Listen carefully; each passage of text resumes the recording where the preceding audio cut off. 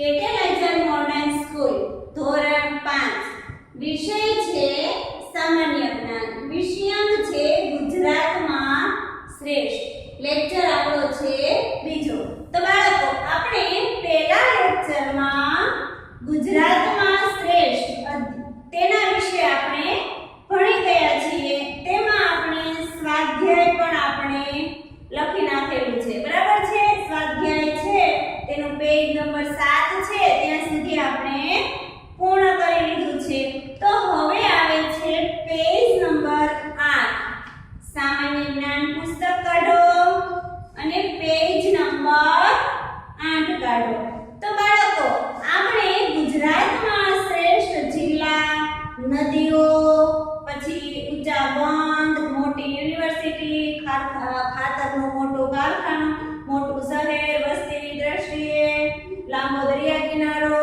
પછી સૌથી ઊંચા વધુ મંદિરો કયા શહેરમાં છે તે બધા વિશે આપણે શીખી ગયા છીએ તો હવે છે સ્વાધ્યાયમાં પ્રશ્ન 1 એ પહેલા લેક્ચરમાં આપણે પુરાવી દીધું છે તો હવે પ્રશ્ન 2 છે કયો છે પ્રશ્ન 2 છે તો જો કૌંસમાં આપેલા શબ્દોમાંથી યોગ્ય શબ્દ પસંદ કરી ખાલી જગ્યા પૂરો તો પહેલું છે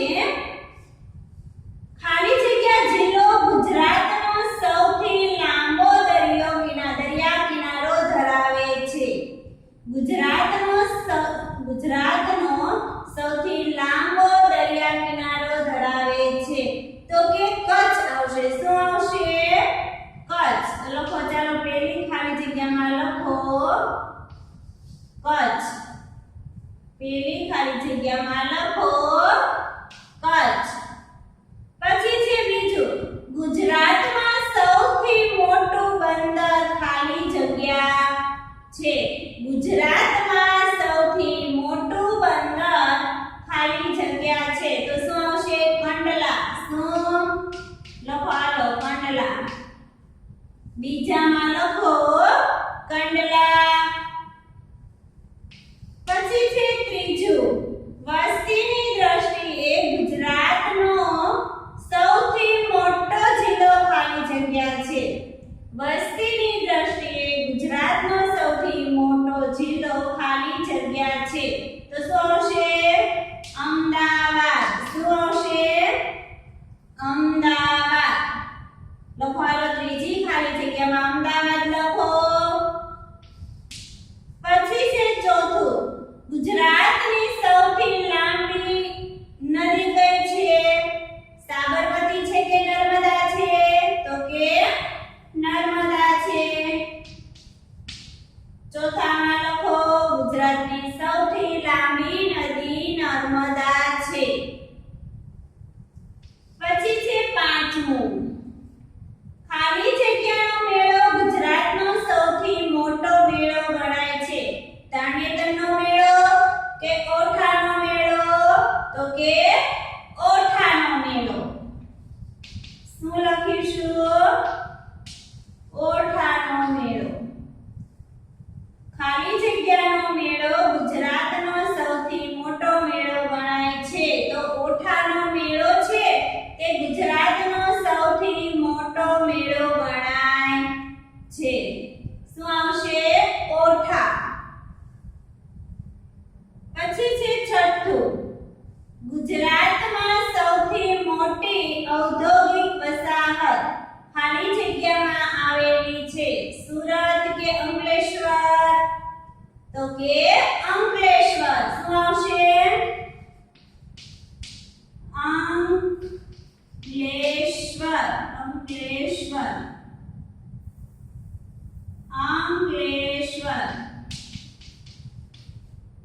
શું આવશે અંકલેશ્વર ગુજરાતમાં સૌથી મોટી ઔદ્યોગિક વસાહત કઈ છે અંકલેશ્વર માં આવેલી છે તો ચાલો પહેલામાં કચ્છ બીજામાં કંડલા ત્રીજામાં અમદાવાદ ચોથામાં નર્મદા પાંચમામાં ઓઠા અને છઠ્ઠામાં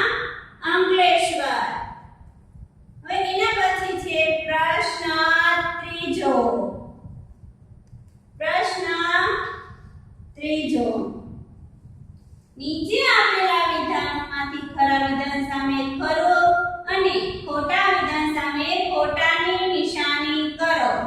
તો ચાલો પહેલું જોઈએ.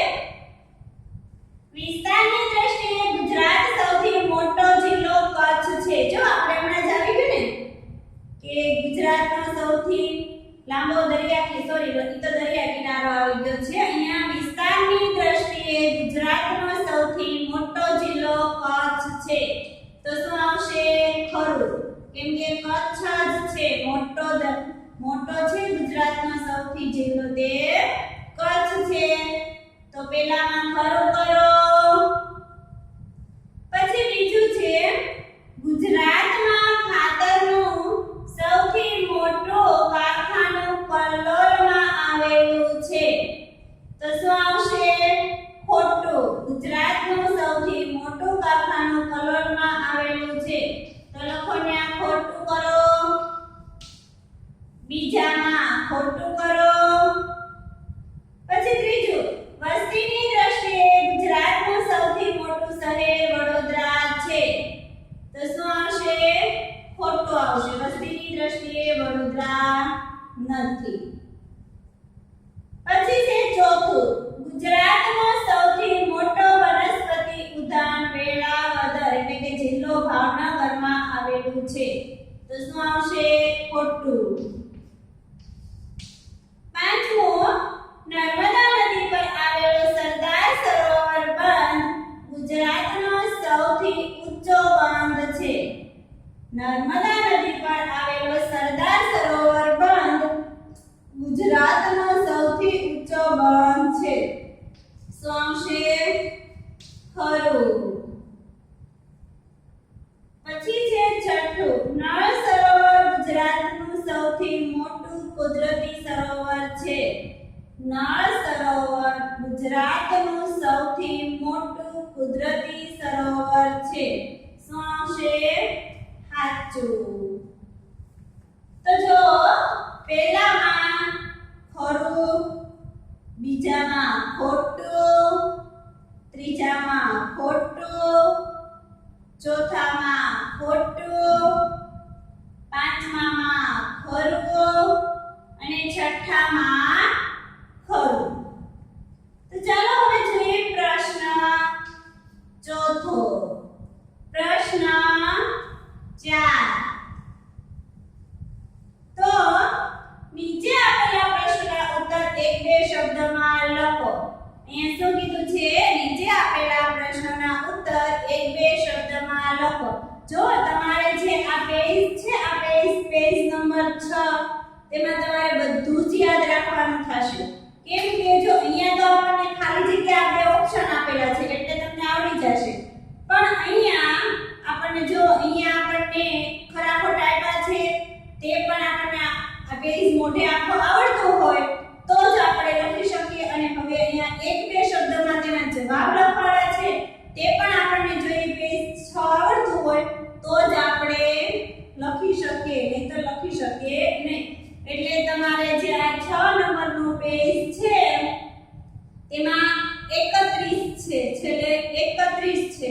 તો તમારે રોજ 5-5 યાદ રાખવાના. બરાબર છે? રોજ 5-5 યાદ રાખશો ને તો તમને 31 વાક્ય તમને યાદ રહી જશે. જો તમે એક સાથે બધું યાદ રાખવા જશો ને તો તમને ભૂલાઈ જશે. એટલે રોજના માટે તમારે 5-5 મોઢે કરવાના. આજે 5 મોઢે કર્યા તો કાલે બીજા 5 મોઢે કરવાના. પાછા જ્યારે 10 મોઢે થઈ ગયા તો આવવાના 5 છે એ પણ યાદ કરી લેવાના. હવે જુઓ પ્રશ્ન 4 માં પહેલું, ગુજરાતમાં સૌથી વધુ મંદિરો ધરાવતું શહેર કયું છે? ગુજરાતમાં સૌથી વધુ મંદિરો ધરાવતું શહેર પાલીતાણા છે. કયું છે? પાલીતાણા. કયું છે? પાલીતાણા છે. ગુજરાતનું સૌથી વધુ મંદિર ધરાવતું શહેર પાલીતાણા છે. તેના પછી છે બીજું, ગુજરાતમાં સૌથી મોટું રેલવે સ્ટેશન કયા શહેરમાં છે? ગુજરાતમાં સૌથી મોટું રેલવે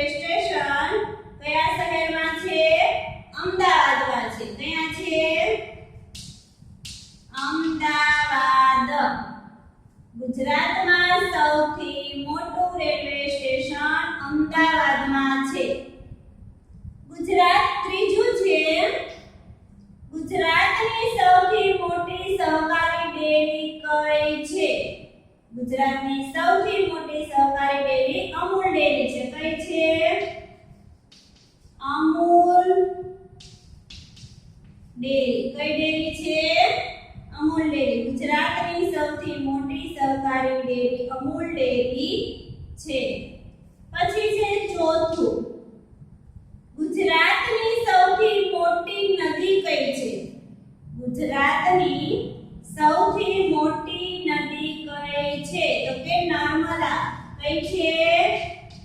નર્મદા. ગુજરાતની સૌથી મોટી નદી નર્મદા.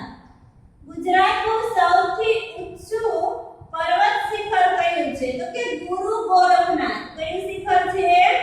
ગુરુ ગોરખનાથ. ગુજરાતનું સૌથી ઊંચું પર્વત શિખર ગુરુ ગોરખનાથ છે. તો પાંચમામાં શું આવશે? ગુરુ ગોરખનાથ.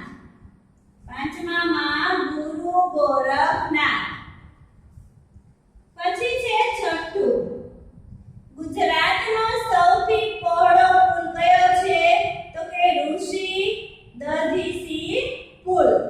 ગુજરાતનો સૌથી પહોળો પુલ ઋષિ દધીસી પુલ.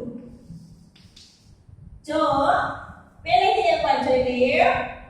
પહેલામાં પાલીતાણા, બીજામાં અમદાવાદ, ત્રીજામાં અમૂલ ડેરી, ચોથામાં નર્મદા, પાંચમામાં ગુરુ ગોરખનાથ, છઠ્ઠામાં ઋષિ દધીસી પુલ. તો બાળકો, તમારે હવે હોમવર્કમાં પણ આ ફક્ત તમને હું પેજ નંબર 6 છે તે મોઢે કરવા જ આપું છું. અત્યારે લખવા આપતી નથી. તમારે આ પેજ 6 છે તે 5-5 રોજ તમે મોઢે કરતા જજો. જો 5-5 નો યાદ રહે તો રોજના 3-3 પેજ જેટલા યાદ રહે તેટલું તમે યાદ રાખજો. જો તમારે યાદ રાખવાનું કે મોટો જિલ્લો તો કે કયો? તો કે કચ્છ. એનું ક્ષેત્રફળ 45,675 ચોરસ કિમી. પછી મોટો જિલ્લો તો કે કયો? અમદાવાદ. આ બે વસ્તુ તમે આજે યાદ રાખી, બીજી બે વસ્તુ તમે કાલે યાદ રાખજો. એવી રીતના 31 વાક્ય છે તે તમારે યાદ રાખવાના છે. તો હવે આપણે પ્રકરણ ચોથું છે તે આગળના વિડિયોમાં ભણીશું.